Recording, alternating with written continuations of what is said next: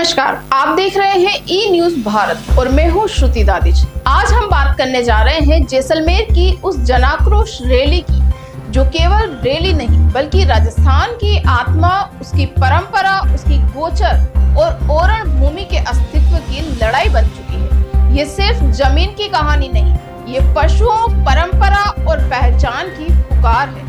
चलिए आपको दिखाते हैं वो दृश्य जो जैसलमेर में इतिहास बनकर दर्ज हो रहा है। आज जैसलमेर की रेत गर्म नहीं, गुस्से से उबल रही है। हजारों लोगों की भीड़, नारेबाजी और हाथों में उठे झंडे ये ऐलान कर रहे हैं कि अब और बर्दाश्त नहीं होगा। गड़ीसर तालाब से कलेक्ट्रेट तक की सड़कें इस समय सिर्फ एक ही बात बोल रही है, ओरण गोचर हमारी धरोहर है, इसे छीनने की कोशिश मत करना।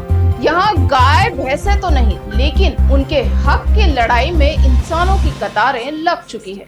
अब मामला सिर्फ चारागाह का नहीं रहा, अब ये लड़ाई बन चुकी है उस व्यवस्था के खिलाफ जो नक्शों में घोटाले करती है और रजिस्ट्रियों में किसानों की पुश्तैनी जमीन को अचानक कमर्शियल प्लॉट बना देती है।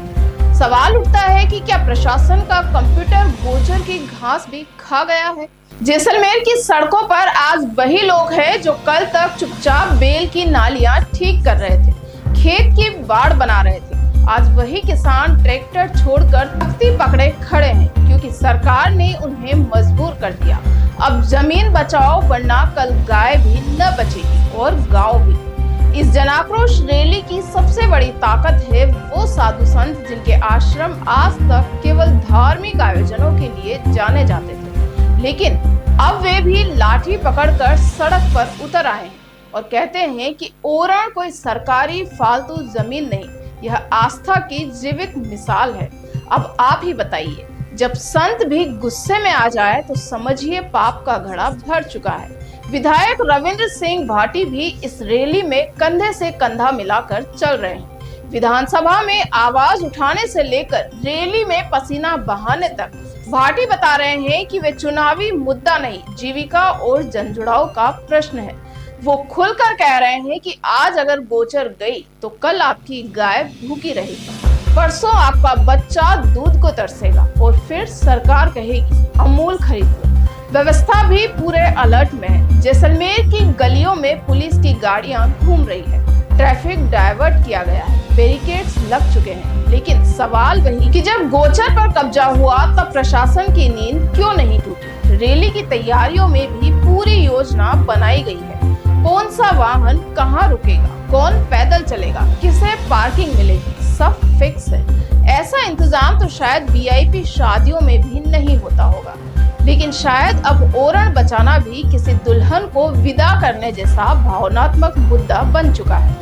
लोगों का गुस्सा जायज है, क्योंकि जिन जमीनों पर पीढ़ियां अपने पशु चराती रही, आज उन्हीं जमीनों पर भू माफिया कब्जा कर रहे हैं और सरकारी रिकॉर्ड्स में गोलमाल का गोलगप्पा परोसा जा रहा है। पगड़ी पहने बुजुर्ग किसान कह रहे हैं, हमने गोचर को खेत से पहले पूजा है, अब सरकार इसे रियल एस्टेट बना देगी तो हम क्या हाथ जोड़ेंगे।